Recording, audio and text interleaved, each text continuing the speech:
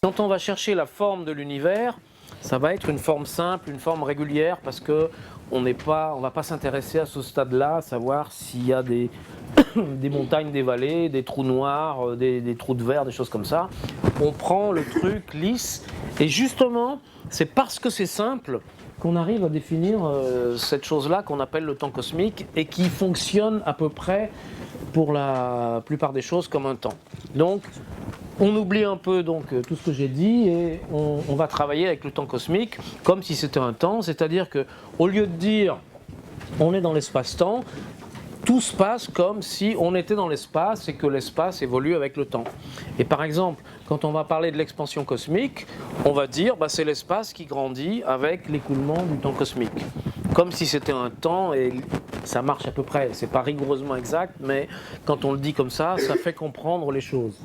Et justement, puisqu'on parle d'expansion, si je voulais vous le dire en termes de la géométrie de l'espace-temps, alors là je vous ai dessiné par exemple le modèle d'Einstein qui est un modèle statique, je le redessine, c'est un cylindre, et le fait que la section du cylindre soit toujours la même ici et tout au long de l'évolution temporelle, ça veut dire que finalement la taille de l'espace, le volume par exemple de l'espace, ne change pas, reste toujours le même.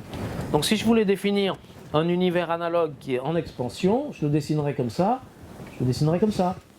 Donc voilà un modèle qui serait un petit peu l'analogue du modèle d'Einstein, mais en expansion. Alors, où est-ce que ça va dans le passé? Ça c'est intéressant. Est-ce que ça va arriver à un point comme ça, et on se demande ce qui se passe ici, ou bien est-ce que ça continue comme ça jusqu'à l'infini? Il y a même des modèles où ça pourrait faire comme ça, quoi. C'est-à-dire, l'univers commence en contraction, et puis il arrive ici, et puis il se met en expansion, et aujourd'hui on est dans la phase en expansion. Donc a priori, quand je fais simplement des dessins d'espace-temps géométriques, je peux tout imaginer. Mais ensuite, il faudrait voir, est-ce qu'il y a des solutions de la relativité générale qui correspondent à ça? Alors ça, on sait que oui, puisqu'Einstein l'a trouvé. Sauf que, ce qu'il y a d'intéressant, mais je reviendrai là-dessus peut-être dans un moment, c'est que quand Einstein a écrit la version numéro 1 de sa théorie en 1915, eh bien, ce genre de modèle n'était pas solution de sa théorie. Et donc, il s'est dit, lui, il avait dans la tête l'idée de son modèle qu'il voulait, et il s'aperçoit que ce n'est pas solution de sa théorie. Mais qu'est-ce qu'il a fait? Il a modifié sa théorie, et il a ajouté dans sa théorie une constante qu'on appelle la constante cosmologique, qu'on écrit lambda traditionnellement dans les problèmes de cosmologie. Et cette constante a une longue histoire dont je vous raconterai certains épisodes tout à l'heure. Mais donc je reviens quand même à la cosmologie d'une manière avec un peu plus de recul. Et donc on peut dire que alors la cosmologie elle-même, c'est finalement l'étude de l'univers dans son ensemble, dans sa globalité. Alors l'univers, ça contient tout évidemment, ça contient les planètes, les cailloux, les canards si vous voulez, mais la cosmologie ne s'intéresse pas spécialement aux canards, elle s'intéresse à l'univers dans ce qui le concerne d'une manière globale, dans ses propriétés globales. Alors il y a tout un débat qui a eu lieu, qui à mon avis est à peu près clos maintenant, mais disons les philosophes se demandent, mais est-ce que c'est légitime de considérer vraiment l'univers comme un objet physique? Bon, par exemple parce qu'on est dedans. Et donc certains disent, comme on fait partie de l'univers, on n'a pas assez de recul pour pouvoir en parler comme d'un objet. Bon, moi je ne suis pas très sensible à cet argument. Par exemple, on peut très bien parler de l'humanité. On fait partie de l'humanité et ça ne nous empêche pas d'en parler. On est sur la planète Terre, ça ne nous empêche pas de parler de l'histoire de la planète Terre. Donc moi, cet argument, personnellement, je ne le retiens pas. Mais en revanche, je dirais, quand on fait de la physique, et une théorie physique ou n'importe quelle branche de la physique s'intéresse à certains systèmes, à certains objets. Et on peut se demander, c'est vrai, qu'est-ce qui fait que véritablement on fait de la physique? Et vous savez que la physique c'est une science, et il y a une méthode qui s'appelle la méthode expérimentale, qui est que si je m'intéresse, si j'ai une théorie ou si j'ai un modèle, je dois pouvoir la mettre à l'épreuve en la confrontant à l'observation ou à l'expérience, c'est-à-dire avec ma théorie, avec mon modèle, faire des prédictions. Une prédiction, ça veut dire que si je fais tel type d'observation, je prédis que je dois mesurer telle chose. Et si je mesure effectivement ce que j'ai prédit, je vais être content, je vais dire ouais, ma théorie marche, et sinon je la jette et puis j'en prends une autre, j'en invente une autre. Donc, si vous voulez, le fait que je considère que la cosmologie soit une discipline physique, qui fait partie de la science physique, implique que je puisse faire des observations ou des expériences ou des mesures. Alors, des expériences sur l'univers, a priori, on ne peut pas tellement en faire parce qu'on ne peut pas contrôler l'état de l'univers. En revanche, je peux faire des observations et des mesures. Et donc, la question qui se pose, à mon avis, si on veut légitimer le fait que l'univers dans son ensemble puisse être un objet de science, c'est est-ce que l'univers a des propriétés mesurables en lui-même? C'est-à-dire, est-ce qu'il y a des propriétés que je peux mesurer et dont je vais dire c'est vraiment une propriété de l'univers? Ce n'est pas une propriété des galaxies qu'il y a dans l'univers, ce n'est pas une propriété des étoiles qu'il y a dans l'univers, mais c'est une propriété de l'univers lui-même. Eh bien, la réponse est oui. Par exemple, quand on mesure l'expansion, non seulement on mesure l'expansion, mais on mesure ce qu'on appelle le taux d'expansion, qu'on appelle aussi la constante de Hubble. Alors c'est vrai que quand on mesure l'expansion de l'univers, on la mesure par l'intermédiaire des galaxies. Et je vais vous en parler dans un moment, on s'aperçoit que les galaxies partagent toutes une espèce de très très très grand mouvement qui est finalement ce qu'on appelle l'expansion et qui a non pas une vitesse mais un taux. Et ce taux, ce n'est pas une propriété des galaxies parce que toutes les galaxies le partagent. On se rend bien compte que c'est une propriété de quelque chose qui est beaucoup plus vaste que les galaxies, qui est cosmologique, et donc c'est une propriété de l'univers lui-même. Et finalement, quand on mesure la fameuse constante de Hubble ou le taux d'expansion, c'est véritablement une propriété de l'univers lui-même dans son ensemble. Et si je fais ce dessin, qu'est-ce que c'est que la constante de Hubble? L'expansion, le taux d'expansion de l'univers, c'est exactement l'inclinaison de cette courbe. Parce que l'expansion, c'est finalement, dans le langage qu'on adopte aujourd'hui, le fait que l'espace grandisse avec le temps cosmique. Donc il grandit à une certaine vitesse. Bon, c'est pas le mot vitesse qu'il faut utiliser, c'est un certain taux. Et ce taux, on peut le mesurer. Et dans ce dessin, c'est exactement la pente de cette courbe. C'est-à-dire que, pour le dire autrement, je vais faire un diagramme avec le temps cosmique ici, et puis en ordonnée, la dimension de l'univers. Dans l'univers d'Einstein, la dimension de l'espace, elle est constante. Dans l'univers en expansion, ça augmente.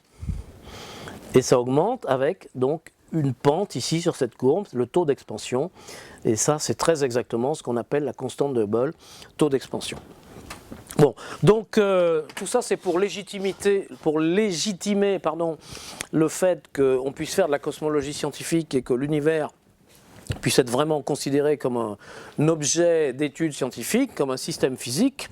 Et donc, ce qu'il me semble, c'est que même si tout le monde s'est intéressé, tout le monde, je veux dire depuis l'Antiquité grecque et même avant, à ce que c'est que l'univers, est-ce que c'est grand, est-ce que c'est petit, est-ce que c'est fini, est-ce que c'est infini, est-ce que ça évolue, est-ce que ça existe depuis toujours, est-ce que ça existera toujours dans le temps? Voilà les questions qu'on s'est toujours posées, mais il me semble que ça n'est que depuis le XXe siècle et depuis justement la théorie de la relativité que l'on peut se les poser d'une manière véritablement scientifique et physique. Parce que c'est véritablement Einstein qui a introduit le cadre scientifique conceptuel dans lequel on peut considérer des propriétés de l'univers comme celle-ci, et qui ont été finalement mesurées depuis. Et donc, de mon point de vue, la cosmologie véritablement scientifique, même s'il y a déjà une cosmologie un peu chez Newton, mais qui est très élémentaire parce qu'il ne se passe rien, donc la cosmologie scientifique, en tout cas la cosmologie scientifique intéressante, elle est née, donc, à mon avis, en 1917, avec l'introduction de ce modèle d'Einstein. Et finalement, elle est née d'une sorte de concours de circonstances extrêmement intéressant, et on pourrait dire, d'une certaine manière, qui est dû au hasard. Je ne sais pas, on a un peu parlé du mot hasard, qui est un mot ambigu, mais si on considère que le hasard, c'est la rencontre fortuite de deux chaînes causales indépendantes, c'est un petit peu le cas ici. Et c'est quoi ces deux chaînes causales? C'est d'une part un progrès des observations qui est dû à l'introduction de télescopes de plus en plus grands et qui s'est produit géographiquement essentiellement aux États-Unis dans la période fin du 19e et début du 20e siècle. Et l'autre chaîne causale, c'est les progrès de la théorie qui se sont produits aussi 19e siècle, invention des géométries nouvelles, des géométries riemanniennes, et puis théorie de la relativité restreinte, puis de la relativité générale par Einstein. Et il se trouve qu'il y a donc une convergence à la fois de la théorie, essentiellement Einstein et quelques autres, et des observations, qui a abouti dans les années 1920-1930 à une synthèse qui a été essentiellement accomplie par un physicien qui s'appelle Georges Lemaître, et ça a été vraiment la naissance de notre cosmologie. Alors très brièvement, d'abord les observations. Alors les observations, vous savez peut-être que lorsque nos prédécesseurs grecs regardaient le ciel, ils s'imaginaient que l'étendue du cosmos, c'était en gros ce qu'on appelle aujourd'hui le système solaire. C'est-à-dire ils pensaient que le monde était centré sur la Terre, qu'autour de ça il y avait les planètes, et puis finalement une sphère qui fermait tout ça, sur laquelle étaient imprimées les étoiles, qu'on appelait la sphère des fixes, parce qu'ils pensaient que les étoiles étaient fixées sur cette sphère qui était censée tourner autour de la Terre, et c'est pour ça qu'on voit les étoiles faire un tour en 24 heures autour de l'axe des pôles. Ça, c'était la conception, donc un univers qu'aujourd'hui on jugerait minuscule, tout petit. Et puis, après une longue histoire, les astronomes se sont aperçus finalement que non, les étoiles n'étaient pas fixées sur une sphère, mais que c'était des objets à peu près identiques, en tout cas semblables au Soleil, et qu'elles étaient à des éloignements variés. Donc ça, c'est à peu près vers le XVIe, XVIIe siècle qu'ils ont commencé à s'apercevoir de ça, et qu'ils ont commencé à essayer de mesurer les éloignements, les distances. Bon, je vous ai parlé tout à l'heure des problèmes que ça posait. Ça a été un très très long cheminement avec justement une contribution très très importante de Copernic, parce que lorsque Copernic a montré que la Terre tournait autour du Soleil et non pas l'inverse, donc que la Terre était mobile, et bien entre autres ça fournissait justement une base de parallaxe, et ça a été le début de la possibilité de mesurer les distances par les parallaxes, comme je vous en ai parlé tout à l'heure. Et Tycho Brahe, qui a suivi de peu Copernic, c'était essentiellement le XVIe siècle, a été le premier à appliquer la méthode des parallaxes, et il a essayé de l'appliquer, par exemple, pour mesurer les distances de comètes ou pour mesurer les distances de supernovas, sans y arriver. Mais le fait qu'il n'y arrive pas, il l'a interprété à juste titre en disant que les objets dont il cherchait à mesurer la distance, savoir comète ou supernova, étaient trop éloignés pour qu'on puisse mesurer. Et il avait complètement raison. Et ça a été, de ce point de vue, la démonstration que ces objets étaient très éloignés, étaient situés dans le ciel, alors qu'il était réputé que dans le ciel, rien de nouveau n'arrivait jamais. Et ça a été un élément très important pour la révolution conceptuelle qui s'est faite à peu près à la Renaissance et qui a été finalement synthétisée par Newton. Bon, tout ça est une autre histoire, mais c'est pour vous dire que le progrès, encore une fois, à la fois des observations et le progrès conceptuel sont indispensables tous les deux à l'avancement des sciences. Donc petit à petit, en tout cas, on s'est aperçu que les étoiles étaient à des éloignements différents et on s'est intéressé à estimer ces éloignements. Et au XIXe siècle, les astronomes étaient suffisamment précis dans leurs observations pour avoir montré que nous vivions dans un grand rassemblement d'étoiles, de 200 milliards d'étoiles qu'on appelle aujourd'hui notre galaxie, chacune de ces 200 milliards d'étoiles étant à peu près analogue au Soleil et avec probablement, aujourd'hui on en est à peu près certain, avec probablement autour de chacune autant de planètes, peut-être même davantage qu'autour du Soleil. Donc l'idée qui règne à la fin du XIXe siècle, c'est que nous vivons dans un immense rassemblement d'étoiles, notre galaxie, 200 milliards d'étoiles, et puis qu'au-delà c'est le vide, il n'y a plus rien. L'univers est peut-être infini, mais il n'y a plus rien, c'est vide. Et finalement, il y a quelques astronomes qui vont contester ça. Alors d'abord, le contester comme une idée, et ça c'est Herschel et aussi le philosophe Emmanuel Kant qui dit oui très bien, on est dans une espèce d'île de matière dans un univers infini, mais est-ce que très loin il n'y aurait pas d'autres îles de matière, tellement loin qu'on ne les voit pas? Donc c'était l'idée des univers-îles, mais c'était une idée au départ complètement abstraite. Et puis finalement au XIXe siècle, il y a un astronome qui s'appelle Vesto Slipher, un astronome américain, qui a réémis cette hypothèse en observant ce qu'on appelle des nébuleuses spirales. Et il observe des nébuleuses spirales, et je ne vais pas rentrer dans les détails, mais il s'est aperçu que ces nébuleuses spirales, dont on ignorait la nature, c'est quelque chose qui avait été observé depuis longtemps, et même catalogué pour certaines, et sans qu'on sache vraiment ce que c'était, et il s'est aperçu qu'elles avaient des vitesses très élevées. Parce que Slipher utilisait une technique nouvelle, justement, et c'est là que commence à intervenir le progrès des observations dont je vous parlais, qui s'appelle la spectroscopie, qui a été inventée au XIXe siècle et assez rapidement appliquée à l'astronomie. Je passe sur les détails, mais cette méthode permet de mesurer les vitesses des objets qu'on observe, ou du moins la composante radiale des vitesses. Et Slipher s'est aperçu que ces nébuleuses spirales auxquelles il s'intéressait, premièrement, avaient des vitesses très grandes, et deuxièmement, presque toujours des vitesses d'éloignement. Et il a fait le raisonnement suivant en se disant, elles ont des vitesses tellement élevées, telles que je les mesure, que finalement, au bout d'un moment, elles doivent sortir de la galaxie. Donc elles ne peuvent pas être dans la galaxie. Alors qu'on croyait que la totalité de l'univers matériel, c'était notre galaxie. Donc il commence à se dire, mais est-ce que ces nébuleuses spirales ne seraient pas en fait des objets très très lointains à l'extérieur de notre galaxie ? Idée qui paraît au début extrêmement surprenante et personne n'y croit. On lui dit refaites vos mesures, enfin il y a toute une histoire et un débat qui s'instaure parce que à l'époque on ne connaissait pas vraiment les dimensions ni la forme de notre galaxie et on ne connaissait pas non plus l'éloignement. On n'avait aucun moyen précis de mesurer l'éloignement de ces spirales, de ces nébuleuses spirales. Et depuis la fin du 19e siècle jusqu'aux années 1920, il y a un grand débat qui s'instaure chez les astronomes, et on appelle ça d'ailleurs le grand débat, avec un grand G et un grand D. Il y a des débats célèbres entre astronomes où tout le monde se demande ce qu'il en est, jusqu'en 1924 où il y a un autre astronome dont vous avez tous entendu le nom qui s'appelle Edwin Hubble, qui prend une de ces nébuleuses, pour en avoir le cœur net, qui est la plus brillante parce que c'est plus facile, qui s'appelle la nébuleuse Andromède, et il réussit à mesurer sa distance. Il réussit à mesurer sa distance par une méthode qui fait intervenir des observations très précises avec un télescope très puissant, et je passe encore sur toutes les histoires, mais qui est due à la fois aux capacités d'observateurs de Hubble et de Slipher, mais aussi à la disposition qu'on avait de télescopes extrêmement puissants à cette époque. Et en 1924, ça c'est une date extrêmement importante, Hubble montre que les nébuleuses spirales sont définitivement en dehors de notre propre galaxie, notamment la nébuleuse Andromède, et il montre que tout ça, ce sont d'autres galaxies spirales, plus ou moins identiques à la nôtre, c'est-à-dire les fameux univers-îles dont avait parlé Emmanuel Kant dans les années à peu près au moment de la Révolution française. Donc en 1924, la vision du monde change complètement.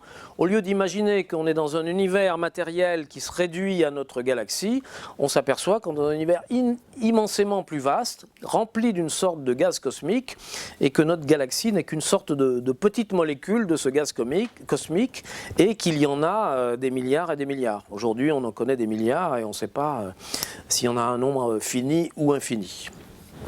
Donc, si vous voulez, grande révolution cosmologique en 1924 où on s'aperçoit que finalement l'extension de l'univers n'est pas du tout ce qu'on croyait, elle est beaucoup plus vaste et que l'univers est rempli donc de cette espèce de fluide de galaxies. Deuxième date importante, 1929, parce que rappelez-vous ce qu'avait mesuré Vesto Slipher, il avait mesuré que ces nébuleuses, donc maintenant ces galaxies spirales, ont des vitesses très importantes. Deuxième point, presque toujours des vitesses d'éloignement. Et troisième point, que plus la galaxie est éloignée, plus sa vitesse est élevée aussi. Donc ceci est très surprenant. Au début, comme je vous l'ai dit, les astronomes n'y croient pas, mais c'est confirmé par d'autres astronomes. Et puis Hubble en 1929, j'ai dit 26, excusez-moi, c'était 29. Hubble en 1929 précise un peu, parce que grâce à ses observations très minutieuses, il mesure à la fois les vitesses de ces galaxies et leur distance, et ça c'est très compliqué mais il réussit à faire ça, et il montre une loi que la vitesse à laquelle une galaxie s'éloigne est proportionnelle à sa distance, avec une constante de proportionnalité qu'on appellera plus tard constante de Hubble et qu'on note H0. Et il donne la valeur de H0 à l'époque 500 km par seconde et par mégaparsec. Alors donc, ça c'est une loi, je dirais, empirique, qui résulte uniquement des observations, d'abord de Slipher et puis reprise par Edwin Hubble. Mais personne ne comprend comment interpréter cette loi. On est en 1929. Et alors en même temps, comme je vous disais, en 1916, Einstein avait sorti sa théorie de la relativité générale. En 1917, il avait proposé son modèle, mais dans ce modèle, il est absolument impossible de comprendre cette loi. Donc on arrive en 1930, un an après que Hubble ait publié sa loi, il y a un colloque de la Royal Astronomical Society à Cambridge où tous les cosmologues, astronomes, astrophysiciens se réunissent. Tout le monde comprend que cette loi est très importante et que c'est une loi d'importance cosmique, parce que ce n'est pas telle ou telle galaxie dans tel coin de l'univers qui obéit à cette loi, mais c'est toutes les galaxies de l'univers dans leur ensemble. Donc tout le monde comprend que c'est une loi qu'on doit expliquer par la cosmologie. En même temps, on dispose de ce modèle cosmologique d'Einstein, 1917, mais il est impossible de comprendre cette loi dans ce modèle d'Einstein. Il y a bien un autre modèle de De Sitter, qui est un astronome hollandais, qui a été publié à peu près la même année, je crois, je ne sais plus exactement, et dans lequel on pourrait peut-être expliquer cette loi, mais ce modèle, c'est un modèle dans lequel on suppose qu'il n'y a pas de matière du tout dans l'univers. Donc c'est un modèle évidemment qui paraît complètement non réaliste, puisque s'il y a une chose dont on est à peu près sûr quand même, c'est qu'il y a de la matière dans l'univers. Donc ce modèle de De Sitter, comment dire, d'un point de vue purement théorique, c'est vraiment une solution de la relativité générale, mais c'est une solution de la relativité générale dans laquelle il n'y aurait aucune matière dans l'univers, donc on dit bah ça ne peut pas s'appliquer à décrire notre univers, et c'est bien dommage parce que on sent que peut-être on pourrait comprendre cette loi. Bon, en fait, en 1930, finalement, personne n'y comprend rien, et la conférence se sépare sur un constat d'échec, et Eddington, Sir Arthur Eddington, qui était le président de la Royal Astronomical Society en Angleterre, qui était l'organisateur de cette conférence, clôt la conférence en disant on n'y comprend rien, il faut travailler. Et malgré tout, il publie les comptes rendus de la conférence, qui un an plus tard tombe entre les mains de ce physicien belge qui s'appelle Georges Lemaître, qui aussitôt prend sa plume pour écrire à Eddington, qui était son ancien professeur. Et il lui dit, mais moi j'ai la solution de ce problème depuis déjà 3 ans. Je l'ai publié en 1927 dans les annales de la Société philosophique de Louvain, en français, que personne ne lit évidemment. Donc, mais il envoie ça à Eddington, et Eddington lit ce papier de Georges Lemaître, et il dit, ben voilà, c'est ça, c'est la solution. Il le fait traduire, il le refait publier, et finalement, qu'avait trouvé Georges Lemaître? Eh bien, Georges Lemaître avait trouvé une famille de solutions de la relativité générale dans lesquelles il y avait la possibilité de ce qu'on appelle aujourd'hui univers en expansion ou univers en contraction, et dont l'univers d'Einstein était un cas particulier, ni en expansion ni en contraction, mais entre les deux. Donc il fait partie de cette famille de modèles qu'avait proposé Georges Lemaître. Et Georges Lemaître, en fait, avait fait beaucoup mieux, parce qu'il avait dit, ben, parmi mes solutions, il y en a une famille qui sont des solutions en expansion, qui expliquent parfaitement les observations de Slipher et de Hubble, et alors que Hubble a publié sa loi en 1929, en 1927 déjà, mais dans ce papier que personne n'a lu, Georges Lemaître avait déjà publié la même loi, V égale HD, avec la même valeur 500. Bon, l'histoire a plutôt retenu Hubble, mais en fait, Georges Lemaître, non seulement avait publié cette loi avant avec la valeur de la constante, mais l'avait justifiée d'une manière théorique. Et en 1922, en fait, on s'est aperçu ensuite qu'il y avait un autre physicien qui vivait en Union soviétique, Alexander Friedman, qui avait publié ces mêmes solutions qu'avait trouvé Lemaître, que trouve Lemaître en 1927, mais alors là, purement mathématiquement, comme une espèce d'exercice mathématique de trouver les solutions de la relativité générale. Il était un peu isolé en Union soviétique, sans faire aucune référence aux observations de Slipher ou Hubble qu'il ne connaissait pas, mais on lui accorde le crédit d'avoir découvert ces solutions, qu'on appelle aujourd'hui les solutions de Friedman-Lemaître. Et parmi ces solutions de Friedman-Lemaître, certaines décrivent un univers en expansion, et prévoit exactement, comme je vous l'ai dit, cette fameuse loi qu'on appelle loi de Hubble malgré tout. Et donc en 1931, après redécouverte, traduction et diffusion du papier original de Lemaitre par Eddington, finalement on s'aperçoit qu'on comprend parfaitement maintenant cette loi, on l'interprète parfaitement dans le cadre de la relativité générale. Et ce que disent ces solutions, c'est que l'univers a une forme comme ça, si on veut l'interpréter géométriquement, et interpréter ça, ça veut dire que l'espace est en expansion, autrement dit que l'espace grandit avec le temps, avec une loi comme ça, R de t en fonction du temps cosmique, et donc je répète, l'univers statique d'Einstein serait ici, l'univers de Lemaitre, un univers en expansion est comme ça, un univers en contraction est comme ça. Alors, très bien. Tout ce qu'on a mesuré finalement dans cette chose-là, c'est la pente de cette courbe aujourd'hui. On sait qu'aujourd'hui, l'univers est en expansion, mais est-ce qu'il était toujours en expansion dans le passé, ou bien est-ce que la courbe elle se continue comme ça, ou comme ça, ou comme ça? Pour le moment, on n'en sait rien. Et puis comment ça va continuer dans le futur, on n'en sait rien. Mais déjà, savoir qu'on est dans un univers en expansion, c'est énorme. Et bon, mais Lemaitre va aller plus loin. Que va dire Lemaitre? Alors Lemaitre va faire un raisonnement qui est très très simple. Si l'univers est en expansion, ça veut dire que l'espace grandit. Maintenant, on a une loi bien connue dans la physique, c'est que en gros, rien ne se perd, rien ne se crée. Tout se transforme. Donc la matière qui est là, elle est toujours là, il n'y a pas de création de matière, il n'y a pas de disparition de matière. Éventuellement, elle va un peu changer de nature, il y aura des réactions, mais la matière est toujours là. Donc si on a toujours la même matière dans un espace de plus en plus grand, ça veut dire que la matière se dilue. Autrement dit, que la densité diminue. Donc, raisonnement encore une fois très direct, s'il y a expansion, il y a dilution. Et en physique, on sait très bien que quand on dilue un milieu, ça se refroidit. Donc Lemaitre en conclut, il doit y avoir refroidissement. Donc, raisonnement encore une fois très simple, s'il y a expansion, comme on le constate et comme on le comprend par la théorie, il doit y avoir dilution et il doit y avoir refroidissement. Mais si la matière se dilue, ça veut dire qu'elle devient de moins en moins dense. Autrement dit, dans le passé, elle était de plus en plus dense au fur et à mesure qu'on va vers le passé, et de plus en plus chaude. Et donc, Lemaitre arrive au raisonnement que dans le passé, l'univers était plus dense et plus chaud.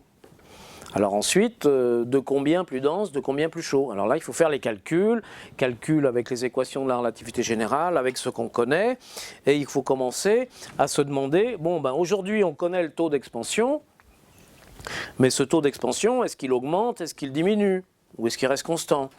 Autrement dit, est-ce que l'expansion s'accélère, ou bien se ralentit, ou bien reste à un taux constant? Et ça, c'est un problème que se pose Lemaitre et que vont se poser tous les cosmologues de l'époque. Et on peut faire une première réponse qui est assez naturelle, c'est de dire, dans l'univers, il y a beaucoup de matière, il y a beaucoup d'énergie. La matière, l'énergie, ça engendre de la gravitation. La gravitation, c'est attractif. Donc l'univers, finalement, par son contenu matériel, exerce sur lui-même un contenu attractif. Et s'il est en expansion, on sent bien que cette attraction va ralentir l'expansion. Donc on s'attend à ce que l'expansion se ralentisse. Et ce que je viens de vous dire de manière un peu comme ça avec les mains, les équations de la relativité le montrent de manière précise. Donc on s'attend, puisque l'univers contient de la matière et de l'énergie, à ce que l'expansion de l'univers se ralentisse.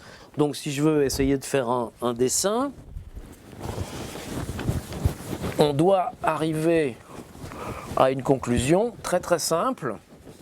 Donc on a une courbe R de t qu'on ne connaît pas. Qu'on ne connaît pas, mais on sait au moins une chose, c'est qu'aujourd'hui, c'est en expansion et on a mesuré le taux d'expansion aujourd'hui. Mais ce qu'on ne sait pas, c'est comment il était dans le passé. Sauf que si vous voulez, par ce raisonnement que je viens de mentionner, à savoir que la matière exerce une attraction gravitationnelle, ça doit se ralentir. Si ça se ralentit, ça veut dire que ce taux, dans le passé, il était plus faible. Donc on doit avoir une courbe finalement, il était plus fort, je veux dire, dans le passé. Donc on va avoir une courbe qui a finalement cette forme, R de t. Et ça veut dire qu'à un moment, si on a une courbe comme ça, elle doit forcément arriver à 0.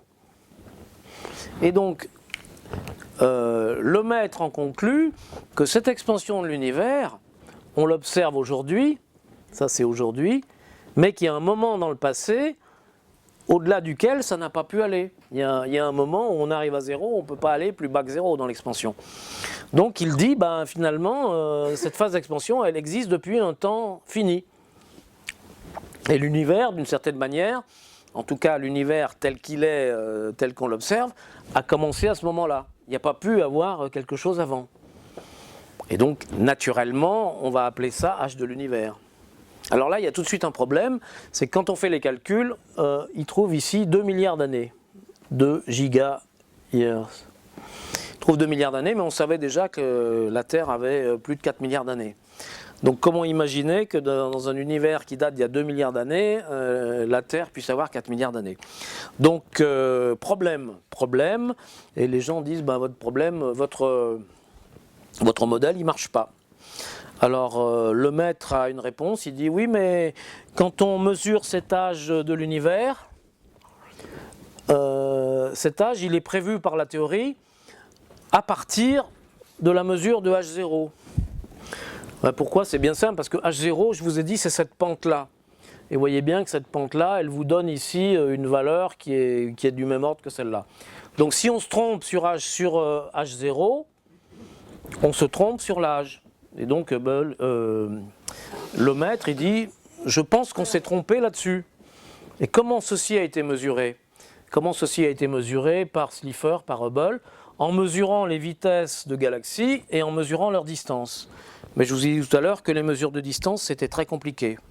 Donc ce que dit le maître, c'est, il est bien possible qu'on se soit trompé sur les distances, et que donc on se soit trompé là-dessus, et que se soit trompé là-dessus. En fait, il avait raison. Et aujourd'hui, la vraie valeur, c'est pas 500, c'est de l'ordre de 70, 75, disons.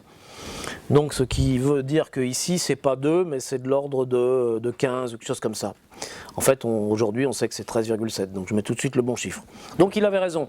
Mais le problème, c'est qu'à l'époque, on a découvert qu'il avait raison à peu près 30 ans plus tard. Donc à l'époque, il y avait ce problème. Alors Hubble dit, mais j'ai une autre solution. J'ai une autre solution, c'est que dans les équations, on peut mettre la constante cosmologique. Et mettre la constante cosmologique, rappelez-vous, celle qu'avait introduite Einstein, eh bien la constante cosmologique, c'est un petit peu comme s'il y avait un aspect non plus attractif, mais répulsif de la gravitation. Donc ça veut dire que même s'il y a de la matière et de l'énergie qui a un rôle attractif, la constante cosmologique donne un effet répulsif, et qu'au lieu d'avoir une courbe comme ça, on pourrait avoir une courbe qui a une allure différente, et qui serait par exemple comme ceci. Donc avec un âge de l'univers beaucoup plus grand, compatible avec ce qu'on observe. Donc le maître dit, moi je pense qu'il y a une constante cosmologique. Les autres n'aiment pas ça. Einstein dit non, j'ai introduit cette constante parce que je voulais un univers statique, je ne connaissais pas l'expansion, mais j'ai fait la plus grosse erreur de ma vie en l'introduisant. Disons, les gens n'aiment pas trop cette constante. Et le maître insiste parce qu'il y a d'autres arguments qui font qu'il faut introduire cette constante, notamment sur la formation des galaxies. Je vais passer sur les détails parce qu'il y a toute une histoire. Bref, on arrive dans les années 1930 où le maître sort ses modèles théoriques qui s'appellent donc modèles de Friedmann le maître, avec des modèles particuliers qu'on appelle aujourd'hui modèles de Big Bang, mais qui à l'époque que le maître appelle les modèles de l'atome primitif. Parce que son idée, c'est que dans le passé, l'univers était très concentré et qu'il devait y avoir des effets quantiques qui faisaient que lorsque l'univers est très concentré, il ressemble à une espèce d'atome unique, d'atome primitif. Donc il appelait ça l'atome primitif. Mais pour cette raison-là, à cause de cette erreur, et pour d'autres raisons, les gens soit refusent carrément son modèle, soit ne s'y intéressent pas. Et une des raisons, c'est que Georges Lemaître était un chanoine catholique et qu'on l'a accusé de faire ce qu'on appelle du concordisme. Concordisme, c'est quoi? C'est essayer, c'est le désir de faire coïncider le récit scientifique avec le récit des écritures religieuses. Et effectivement, ce qu'on lui a dit, c'est que dans cet univers devait être rempli de radiation quand il était extrêmement dense, extrêmement chaud, rempli de rayonnement, et ça rappelait un petit peu trop le fiat lux des Écritures et la création du monde. Et on lui a reproché ça. Alors que quand on regarde les papiers de Lemaître, c'est vraiment des raisonnements scientifiques impeccables, aussi impeccables que ceux d'Einstein ou de tous les protagonistes. Donc Lemaître s'est défendu d'avoir comme ça fait œuvre de concordisme. Il dit non, ce sont des modèles auxquels je suis arrivé par un raisonnement purement scientifique, et il avait raison. Mais je dirais que du coup, c'est plutôt ses adversaires qui se sont montrés un peu dogmatiques en cherchant véritablement à mettre de la religion là-dedans, alors qu'il n'y en avait pas, mais à la mettre pour attaquer les modèles finalement. Et au moment où Lemaître essayait comme ça difficilement de se défendre, et bien voilà que le pape Pie XII fait un discours à l'Académie pontificale en disant « Regardez, c'est merveilleux, les scientifiques viennent de montrer finalement que l'univers est né exactement de la manière qui est racontée dans les Écritures. » Alors Lemaître est évidemment catastrophé et il fait parvenir un message au pape en lui disant « Voilà, bon... allez-y un peu mollo », ce que le pape a très bien compris, et bon, tout ça s'est arrangé, mais en fait, ce modèle n'a fait que rencontrer, dans ses débuts, indifférence ou bien au contraire opposition.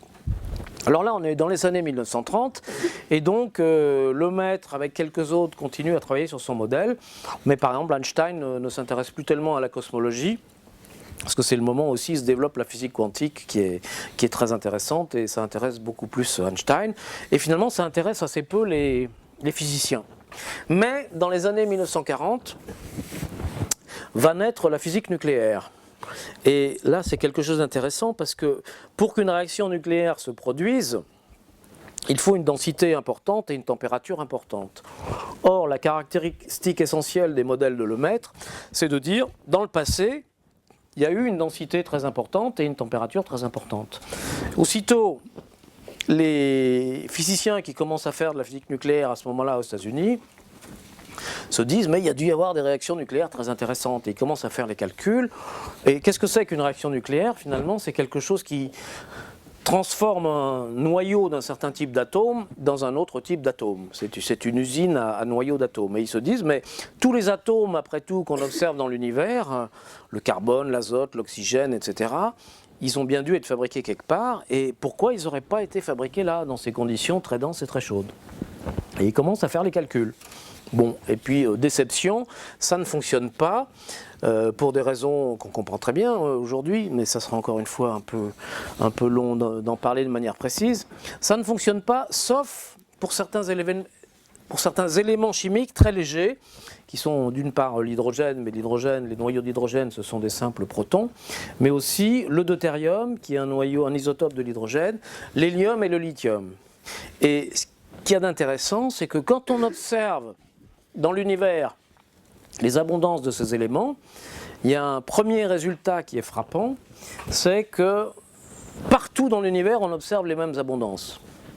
Et deuxièmement, quand on mesure ces abondances, ce sont exactement celles qui sont prédites par les calculs de ces physiciens nucléaires, notamment Gamow à cette époque-là. Donc, dans les années 40-50, il y a un nouvel intérêt pour les modèles de Lemaître, avec un succès qui est que justement, ils expliquent l'abondance des éléments les plus légers et que ces abondances sont mesurées en accord avec les calculs de ces modèles.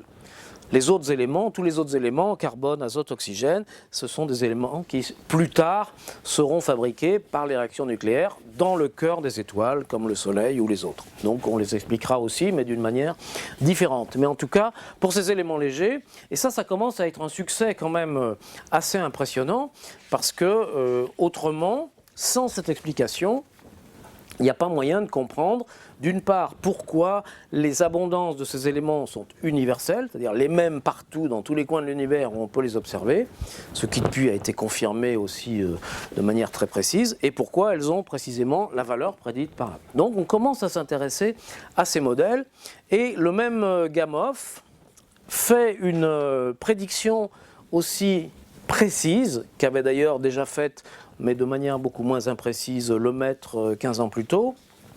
Il dit que lorsque l'univers était comme ceci, très concentré et très chaud, il devait être rempli de rayonnement électromagnétique, très intense. Quoi qu'il se soit produit par la suite, ce rayonnement a dû subsister. Et on devrait aujourd'hui en observer la trace. La trace, finalement refroidie, mais les physiciens nucléaires autour de Gamow calculent plus ou moins l'intensité et les caractéristiques de ce rayonnement qu'on devrait observer. On est dans les années 1940 et on n'a pas encore les capacités observationnelles pour mesurer ce rayonnement. Et dans les années qui suivent, dans les années 50-60, va être inventée la radioastronomie. Et dans les années 60, il y a un groupe de cosmologues à Princeton autour de autour de Robert Dicke et Jim Peebles, qui reprend ces modèles, parce que ça les intéresse de recalculer les réactions nucléaires, qui refont les calculs et qui se disent, mais maintenant, ce rayonnement prévu, avec le développement de la radioastronomie, on a peut-être les moyens de le détecter. Et ils se mettent à construire un détecteur dans le but de voir si on ne pourrait pas, par hasard, détecter ce rayonnement. Ça serait très intéressant. Et pendant qu'ils construisent ce détecteur, il y a deux autres astronomes qui s'appellent Arno Penzias et Robert Wilson, qui travaillent dans un laboratoire à 100 km de Princeton, qui ne sont pas du tout des cosmologues, mais qui sont en train de bricoler une ancienne antenne qui avait été fabriquée pour les télécommunications avec les premiers satellites, pour la transformer en radiotélescope, non pas du tout dans le but de ces observations-là, mais pour observer certaines galaxies. Et ils avaient besoin d'un instrument très très précis, donc ils sont en train de faire les calibrations, et ils s'aperçoivent que, quelles que soient les calibrations qu'ils fassent, ils ont toujours une espèce de bruit de fond qui les embête. Ils ne comprennent pas d'où ça vient, ils regardent si ça vient de la ville voisine, enfin bon, bref, ils essayent toutes les hypothèses et ils s'aperçoivent, non, finalement, ce n'est pas un bruit de fond, c'est un rayonnement qui vient du cosmos et dont ils ne comprennent pas l'origine. Puis un jour, il y a un physicien qui vient de Princeton, enfin qui fait le lien et ils comprennent qu'ils ont en fait coupé l'herbe sous le pied à l'équipe de Dicke et Peebles et qu'ils ont détecté avant eux, sans vraiment le chercher, ce fameux rayonnement dans les années 64. Et c'est ce qu'on appelle aujourd'hui le rayonnement diffus cosmologique. Et qu'est-ce que c'est? Eh bien, c'est le rayonnement qui a été présent dans l'univers à cette période et qui depuis a subsisté. Parce que le rayonnement, il ne peut pas disparaître. Avec l'expansion, il se dilue, il se refroidit, mais il est toujours là. Et il est observé aujourd'hui dans le domaine des ondes radio millimétriques. Et alors, il est extrêmement important parce que ce rayonnement, il a subsisté à peu près tel quel. Donc, il a des caractéristiques qui nous renseignent sur l'état de l'univers à cette époque, c'est-à-dire il y a 13 milliards d'années. Donc c'est finalement, on parle souvent de fossiles de l'univers primordial, et c'est vrai que c'est l'information la plus ancienne qu'on puisse avoir sur l'univers, et qu'on pourra vraisemblablement jamais avoir, parce que pour des raisons physiques très précises, on sait qu'on ne pourra jamais enregistrer un rayonnement qui vienne d'une période plus ancienne. Donc c'est quelque chose de très précieux.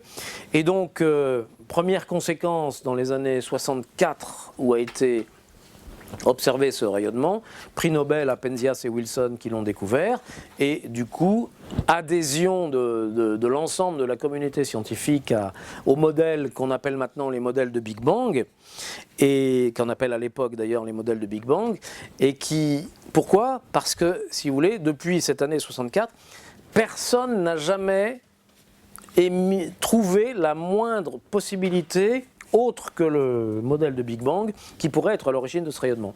C'est un rayonnement qui est très très uniforme dans toutes les directions de l'espace, c'est-à-dire que vous braquez votre télescope dans cette direction ou dans cette direction ou à l'autre aux antipodes, vous obtenez exactement la même identité, la même intensité, pardon, au millionième près.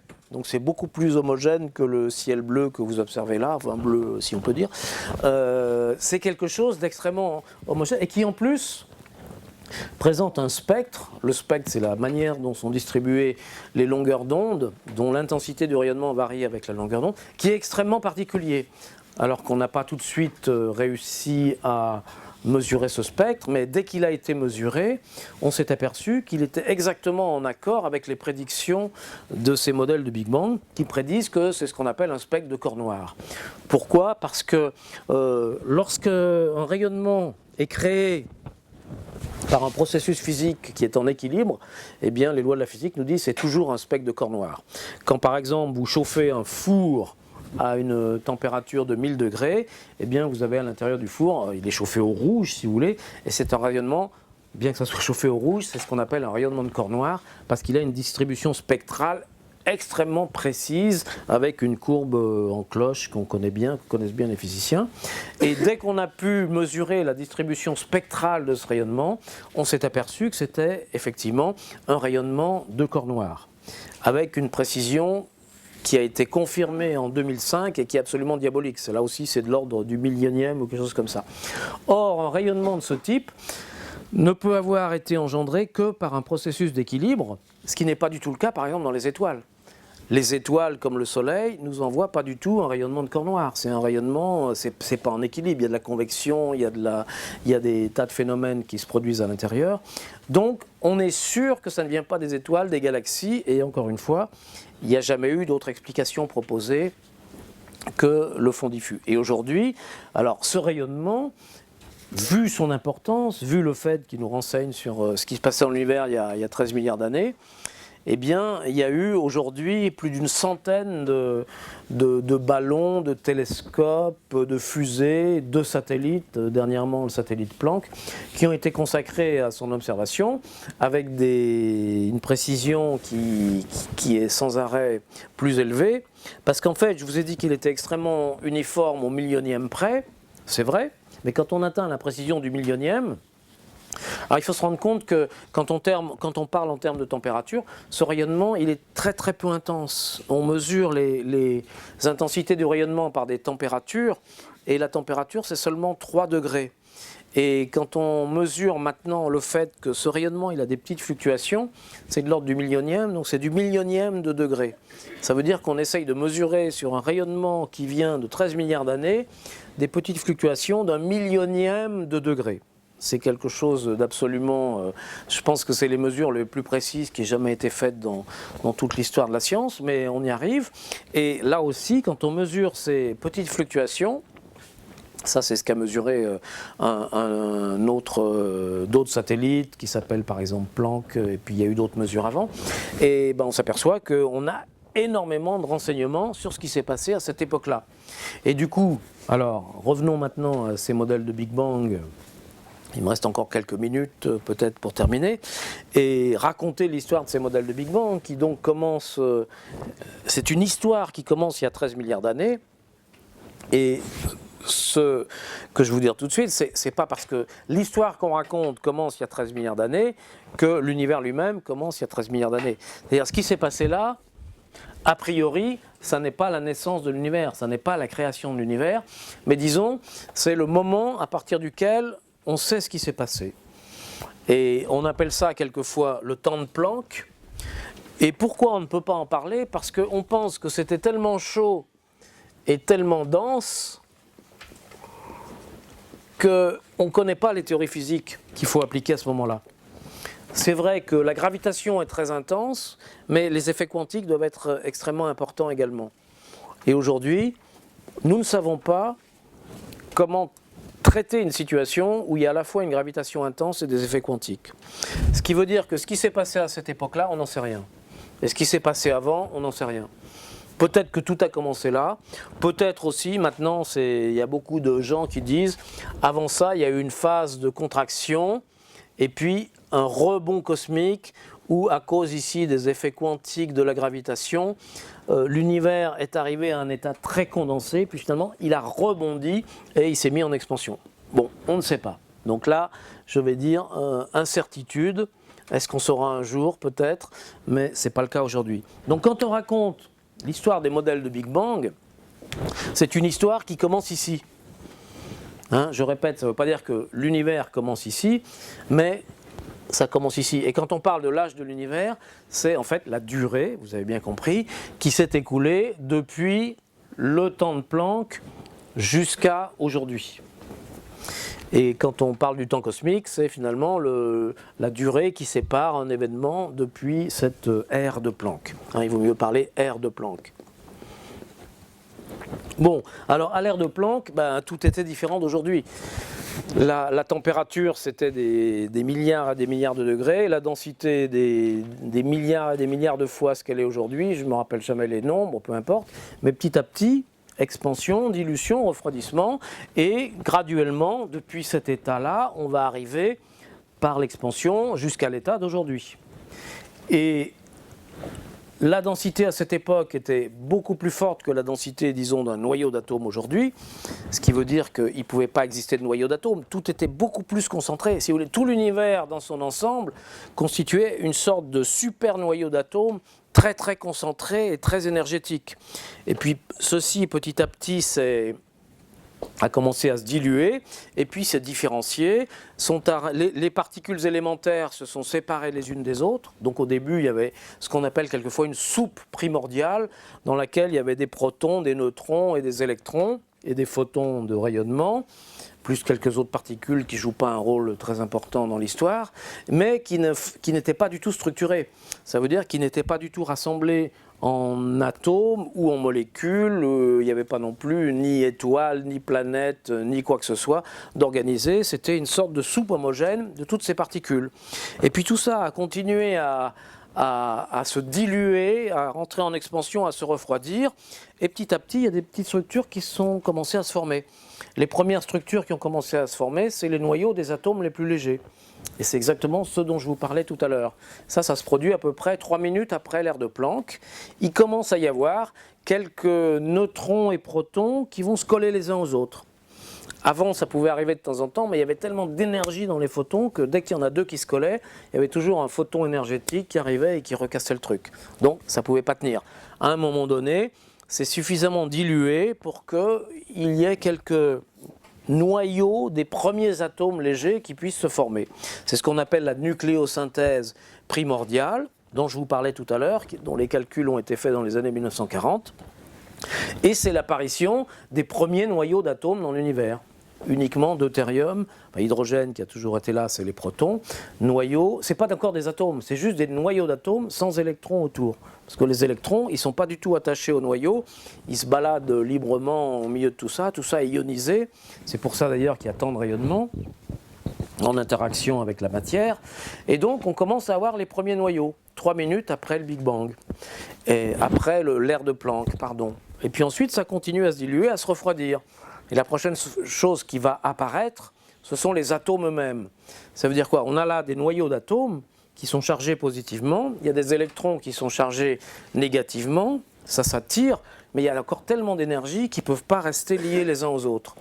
Dès qu'il y a un électron qui se raccroche à un noyau, il y a toujours un photon énergétique qui arrive pour casser ça. Donc il va falloir attendre que ça soit suffisamment dilué pour que puissent se former les premiers atomes. Et les premiers atomes vont se former au bout de 600 000 ans.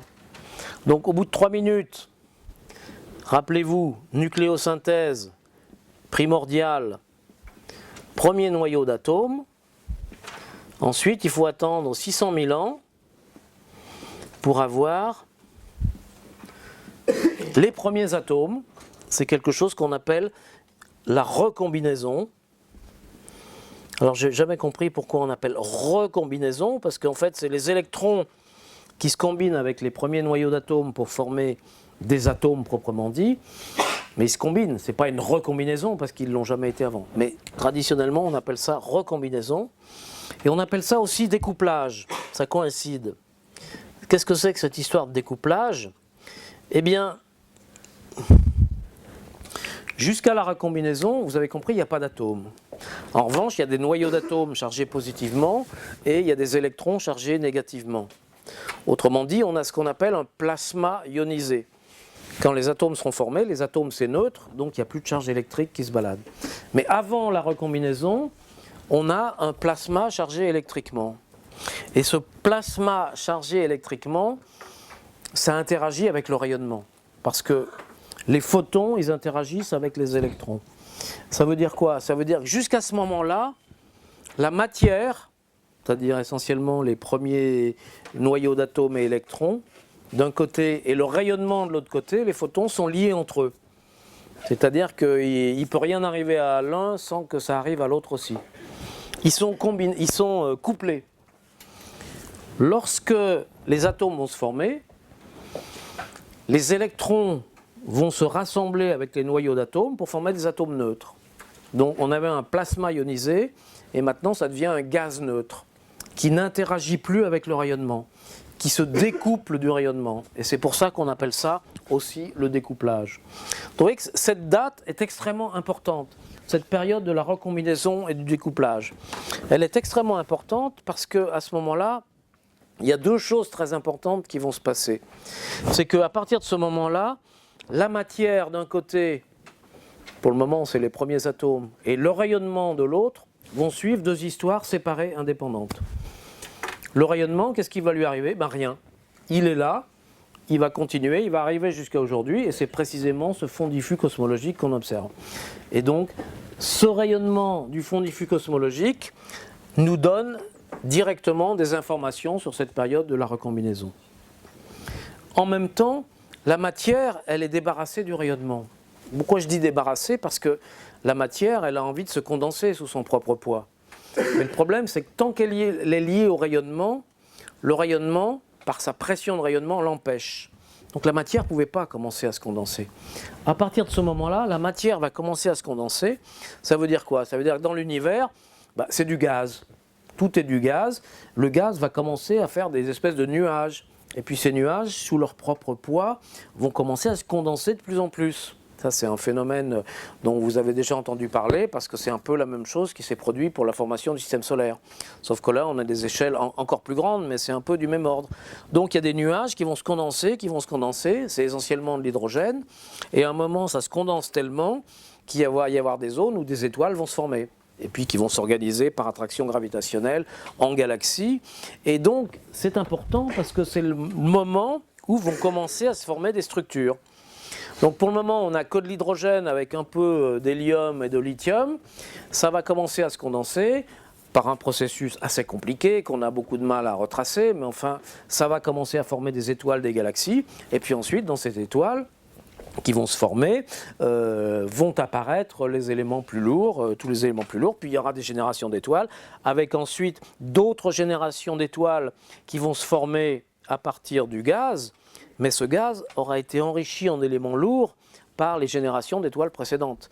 C'est pour ça que quand le Soleil, par exemple, le système solaire va se former, il y aura eu avant le système solaire d'autres générations d'étoiles qui avaient déjà fabriqué du carbone, de l'azote, de l'oxygène. Et donc quand le système solaire se forme, il se forme à partir d'un gaz dans lequel il y a déjà tous ces éléments, carbone, azote, oxygène, parce que le carbone, azote, oxygène que nous avons sur Terre, c'est pas celui qui est formé dans le Soleil, parce que le Soleil n'a pas encore commencé à en former. C'est celui qui a été fabriqué dans des générations d'étoiles précédentes. Donc ce moment de 600 000 ans, c'est le début du processus qui va aboutir, il faudra quand même encore à peu près 1 milliard d'années pour que ça commence, mais il y a une condensation assez lente qu'on appelle l'instabilité gravitationnelle, parce que c'est la gravitation qui est à l'origine de tout ça, qui va faire que vont apparaître des étoiles, des galaxies, et puis toutes les structures cosmiques, et puis autour de ces étoiles, alors en même temps, dans le processus de formation des étoiles, mais enfin, vous avez déjà vu ça hier, donc les planètes qui se forment en même temps, et puis à un moment donné, il y aura l'apparition du système solaire et des planètes que nous connaissons. Mais voyez donc, finalement, ce qui est important, c'est retracer cette longue histoire, qui dure donc 13,7 milliards d'années depuis l'ère de Planck, qui est un grand point d'interrogation, qui se traduit expansion, dilution, refroidissement, mais ce qui est plus intéressant, c'est organisation progressive. Au début, on n'a que des particules élémentaires, petit à petit se forment les premières structures qui sont les noyaux des atomes légers. Ensuite, les électrons arrivent, forment des atomes proprement dits, et puis ça va commencer à se condenser, former à ce moment-là des structures beaucoup plus grosses comme les étoiles, qui vont être des usines pour fabriquer d'autres éléments chimiques, et puis aussi des molécules dans les atmosphères externes des étoiles, etc., les planètes, les systèmes planétaires, etc. Donc toute une longue histoire qu'on peut voir comme une organisation finalement une structuration progressive de la matière à partir de ce moment-là. Alors évidemment, bon, tout ça on comprend pas trop mal, on a des certitudes. Plus on se rapproche évidemment du temps de Planck, plus la physique est incertaine. C'est-à-dire quand on arrive à ce moment de 3 minutes, la nucléosynthèse, physique nucléaire, c'est quelque chose qu'on domine assez bien dans ces conditions. Quand on arrive auparavant, physique des particules, là, on est vraiment dans l'inconnu, même avant le temps de Planck. Donc il y a des gens qui disent ici, il y a eu un truc qui s'appelle l'inflation. Alors, je ne veux pas trop vous en parler, mais moi j'y crois pas du tout, mais il y a quand même une grande partie de la communauté qui pense qu'il y a eu une phase comme ça. C'est que si je dessine la courbe R de T, donc vous voyez que gentiment, le R de T augmente, il va doubler à peu près tous les milliards d'années ou quelque chose comme ça. Bon, l'idée c'est que pendant une microseconde, en fait pendant 10 puissance moins 35 secondes, à un moment donné après le Big Bang, eh bien, il y aurait eu une augmentation d'un facteur 10 puissance 50. C'est-à-dire, vous voyez, le R de T, depuis cette période, il a augmenté de quelque chose qu'on pourrait chiffrer avec 3 ou 4 zéros. Là, ça serait avec 10 puissance 35 zéros en 10 puissance moins 35 secondes. Bon. Il y a toute une littérature là-dessus, c'est quelque chose qui est possible, mais bon, il y a des versions avec, il y a des versions sans. Donc tout ça pour dire qu'on ne sait pas du tout ce qui s'est passé dans ces zones-là, et encore moins au temps de Planck. Mais à mon avis, la solution de tout ça, c'est de trouver une théorie qui incorpore de manière un peu harmonieuse les effets quantiques et les effets de la gravitation, ce que nous n'avons pas encore, qui pourrait être une théorie de gravité quantique sur lesquelles beaucoup de gens travaillent à ce moment-là. Et si on trouve une théorie de gravité quantique qui fonctionne, ça veut dire qu'on pourrait l'appliquer à ce moment-là et puis savoir s'il y a vraiment eu un rebond cosmique ou autre chose d'intéressant. Mais donc ce qui est intéressant justement, c'est qu'il y a des problèmes encore ouverts. Et pour terminer, peut-être je voudrais juste mentionner le problème de la constante cosmologique, parce que c'est quelque chose de particulièrement intéressant. Et que moi j'étais un partisan de cette fameuse constante cosmologique, parce que même en 1960, après qu'on ait compris que dans les premières mesures, il y avait une erreur, donc les modèles de Big Bang ont un peu été réhabilités, mais on avait deux problèmes quand même, qui étaient que pour la formation des galaxies, pour que ça soit efficace, il faut avoir une durée suffisante. Et ça paraissait un peu juste. Deuxième problème, quand on comparait l'âge de l'univers tel qu'il était déduit de tout ça avec l'âge des étoiles, ben c'est pareil, on trouvait des étoiles qui avaient un âge de 13 milliards d'années, de 12 milliards d'années, et c'était un peu juste, parce que si l'univers avait juste 13 milliards d'années, ça paraissait un peu limite. Et donc, je simplifie, mais à cause de ces arguments, on était plusieurs à penser qu'il fallait réintroduire la constante cosmologique. Et donc, ce à quoi on nous répondait, mais non, vous ne pouvez pas avoir de constante cosmologique, parce que s'il y avait une constante cosmologique, l'expansion de l'univers s'accélérerait. Or, tout le monde sait que l'expansion décélère. Jusqu'aux années 1990, où justement, des physiciens, en observant des supernovas, montrent que l'expansion de l'univers s'accélère, effectivement. Ils ont eu le prix Nobel pour ça. Donc on était tout content, on va dire, on se disait, eh bien maintenant les gens vont reconnaître qu'il y a effectivement une constante cosmologique responsable de l'accélération. Eh bien non, ils ont dit non, la constante cosmologique doit être nulle, et du coup il faut qu'on invente autre chose pour expliquer l'accélération. Et c'est ce qu'on appelle l'énergie noire, mais qui est à mon avis une pure invention ad hoc, c'est-à-dire comme on ne veut pas, comme certains ne veulent pas de la constante cosmologique, puisqu'on observe que l'univers accélère, ce dont, entre parenthèses, la constante cosmologique rend parfaitement compte, mais puisqu'ils n'en veulent pas, ils sont obligés d'inventer une autre cause à cette accélération. Donc, ils inventent l'existence d'une substance dont la seule propriété qu'on connaît serait qu'elle aurait une interaction gravitationnelle répulsive. Et donc ils appellent ça l'énergie sombre et ils essayent de deviner ce que c'est. Mais c'est pour dire, voilà, il y a au moins un problème cosmologique en suspens, c'est qu'est-ce qui est à l'origine de l'accélération de l'univers? Est-ce que c'est la constante cosmologique? Est-ce que c'est une énergie sombre ou est-ce que c'est autre chose? Et bon, il y a évidemment d'autres problèmes, mais qui sont sans doute des problèmes moins sérieux. Mais tout ça pour vous dire qu'on a donc un modèle qui est quand même assez cohérent, qui date des années 1930, dont on domine peut-être pas tous les détails, mais en tout cas on pense qu'on connaît les grandes lignes de cette évolution, avec quand même des problèmes de nature, je dirais, relativement concrète, comprendre l'origine de l'accélération cosmique, et des problèmes de nature fondamentale, c'est-à-dire comprendre ce qui s'est passé là, ce qui exige finalement une nouvelle physique. Donc tout ça pour vous rassurer, pour dire qu'il y a encore du travail pour les futurs physiciens. Merci.